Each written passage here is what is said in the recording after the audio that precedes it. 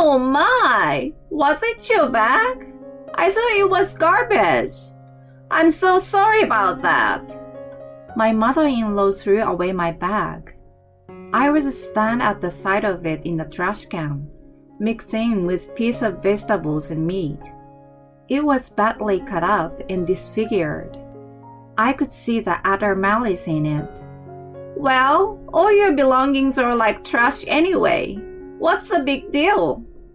I couldn't bear to see you leave your garbage at my front door. As a mother-in-law, I couldn't overlook it. You should be thankful to me. What have you done? It was a bag that I had been treasuring. My husband bought it for me for my birthday. That wasn't it. There were $10 million in it. My name is Chelsea. I'm a housewife. When I got pregnant with my husband Philip, we got married. It was a shotgun wedding. Our daughter Lisa will be 5 years old this year. We have very loving and caring family dynamics. Basically, I'm living a happy life. Except for one thing. That is my mother-in-law's bullying. When my father-in-law passed away a few years ago, my mother-in-law Kate decided to sell the house and moved in with us. In the beginning, she was humble and appreciated everything I did for her. Within a year, her true nature began to emerge. She lectured me about the importance of being frugal and complained that I spent too much at every opportunity. My family depended solely on Philip's income. He earned more than most people his age. We had enough money to live a comfortable life as long as we didn't splurge. We were even able to save money every month. We thought there was no need for us to be frugal. Kate didn't like our way of thinking and interfered in many things. Whenever I bought groceries, she spread them out on the counter before I could even put them in the refrigerator. She compared each item with several advertisements to see if I bought it at the cheapest price. Then, of course, I had to put them away myself afterward. And if something wasn't cheap enough, she even asked me to return it. Since she had been researching the prices so thoroughly, she was able to calculate the total cost of the dishes I cooked. She complained about the high cost per dish, the waste of electricity with the way I cooked, and other tedious details. I once rebelled against her, but she threw all the food in the pot into the trash. It's your fault for not obeying me, that all the food went to waste. I was illogically blamed, but she was so fierce that I gave up. It was not only about the family budget that she complained about, but also about my personal expenses. If I bought new clothes, "You don't need these beautiful clothes. Wear what you already have until they become tattered." If I went out to lunch with a friend, she snatched the receipt. "Next time, go to a cheaper place. Better if you stop eating out and wasting money." That money was the allowance Philip had given me, and I always managed within the budget. I never touched the family expenses for my personal use. If Philip were to complain, that would be one thing, but to have her complain? I had no reason to be scolded by her. The worst was, when I was taking a nap alone on a very hot day, she turned off the air conditioner and opened all the windows. I woke up from the heat and was upset, thinking that it would have been ridiculous to get heat stroke from it. I asked her why she did what she did. "It's obvious, isn't it? You think electricity for you is a waste. When I was your age, we only had a fan." Who cared about the old days? I complained to Philip, but she always put on a good face in front of him and Lisa. He had the impression that she was worse at spending money than saving it. He warned her softly, but he didn't believe me much.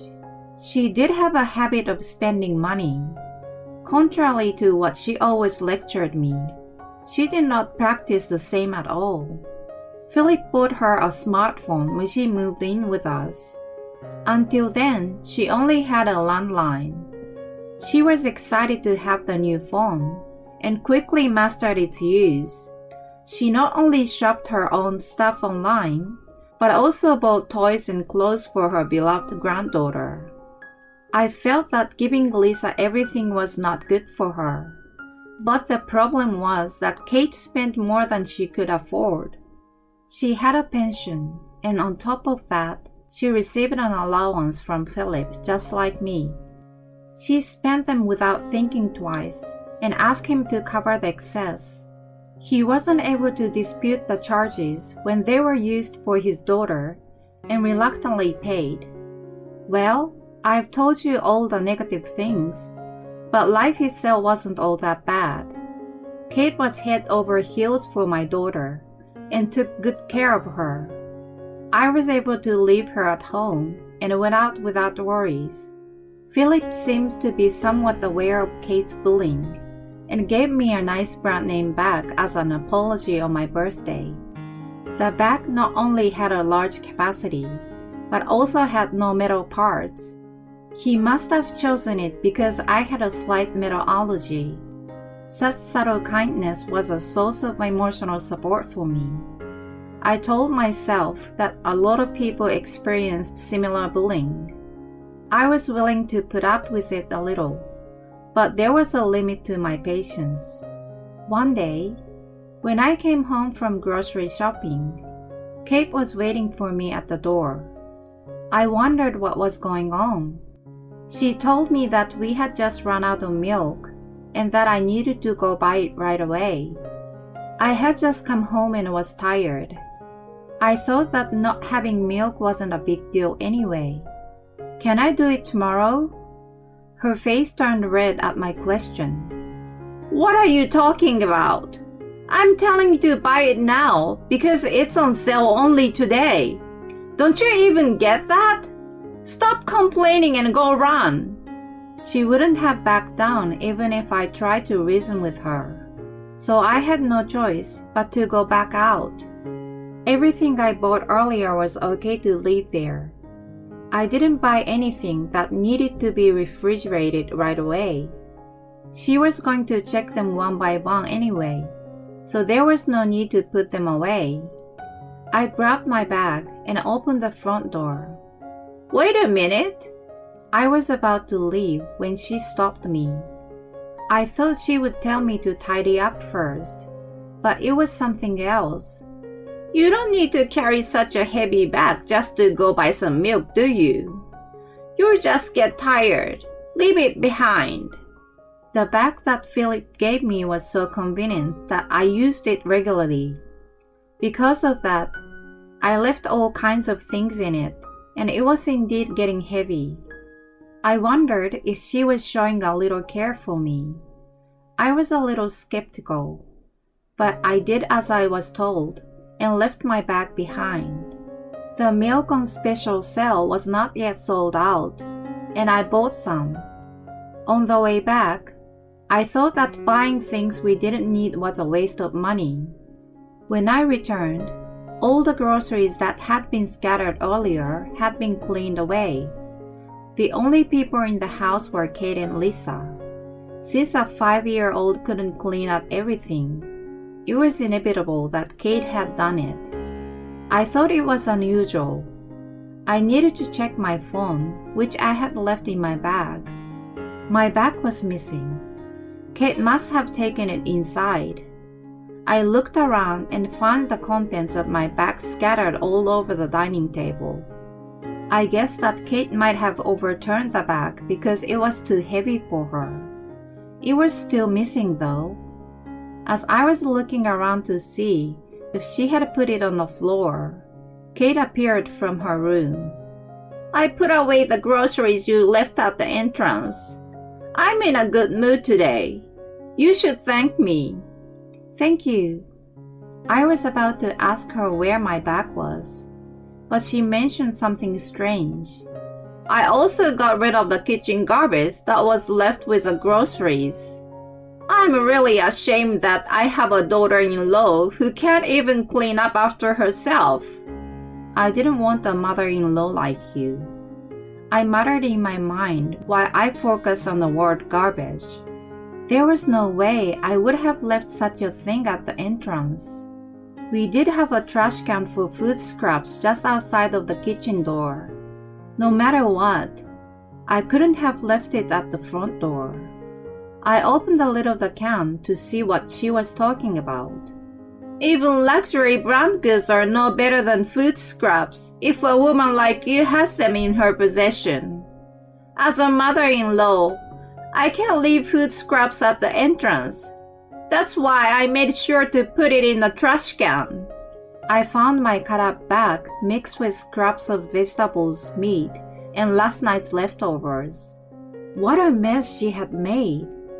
I knocked over the can and scattered the contents out. Then I tried my best to remove the pieces of my bag that had been chopped up. She grinned and looked down at me. Oh, that's just pathetic, going through the garbage.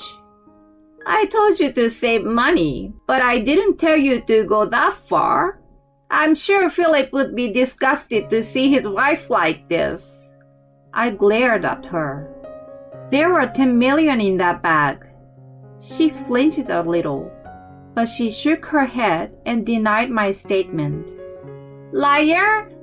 There's no way that bag contains that much money. Besides, even if it did, your wallet is on the table.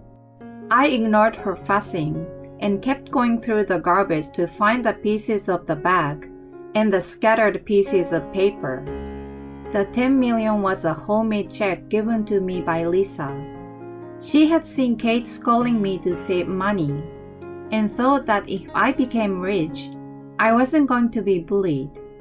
She gave it to me on my birthday. I kept it in my bag along with the birthday card as lucky charms.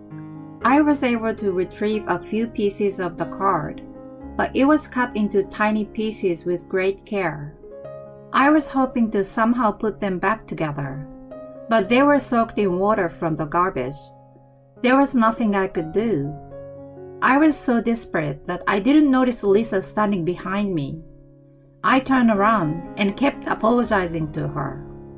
I'm so sorry. The birthday card and the check you gave me are gone. I was so happy when you gave them to me.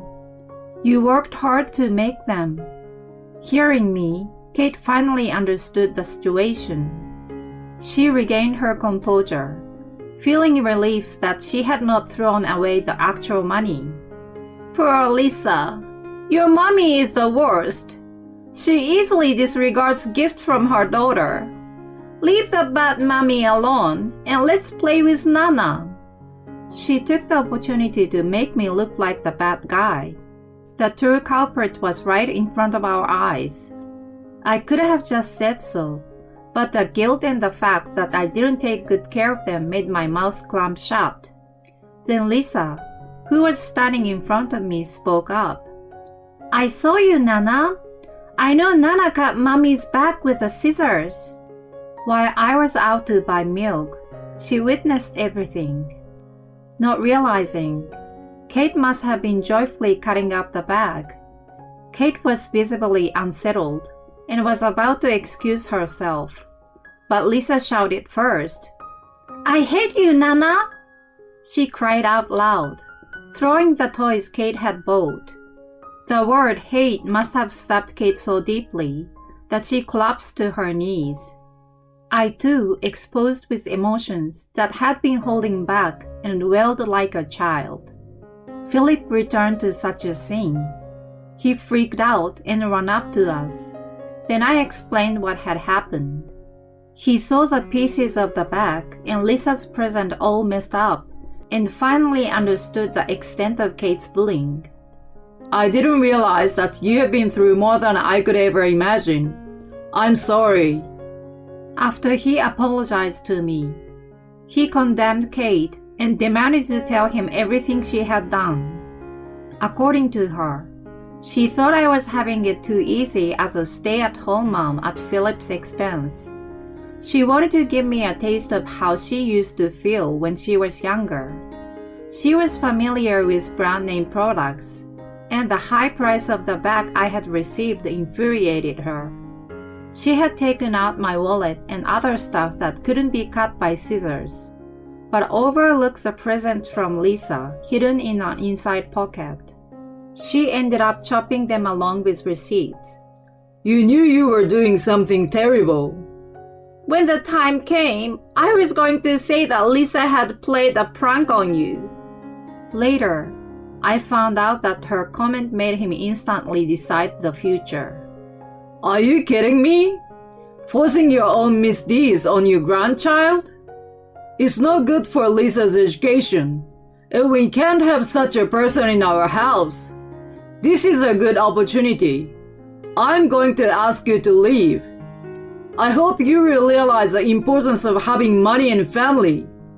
Then he turned to Lisa and me. From now on, the three of us will live happily as a family. We don't have to force ourselves to save any money. We'll have one less person. We can live more luxurious and comfortable lives than ever before. Kate cried aloud behind him, but the decision was never overturned. A week later, Kate moved into a studio apartment that Philip had provided. It was equipped with the bare minimum of appliances, but the room looked old and haunted. We didn't want her to be kicked out and come back to us, so Philip agreed to pay only the rent and nothing more. If she wanted something, she needed to work and enjoy saving money as much as she would like. She now lives a frugal life, working at a job for seniors, and is not able to spend as much money as she used to. She's also on the cheapest phone plan and is using a simple cell phone. When she's at home, she apparently has a lot of free time on her hands. It would be bad if she were to fall ill or something, so Philip goes to check on her once a month. She keeps asking him to bring Lisa with him, so she could spend some time with her. Lisa refuses to see her, and there's nothing we can do about it. The black sheep is gone, and the three of us are living a slightly richer and much happier life together.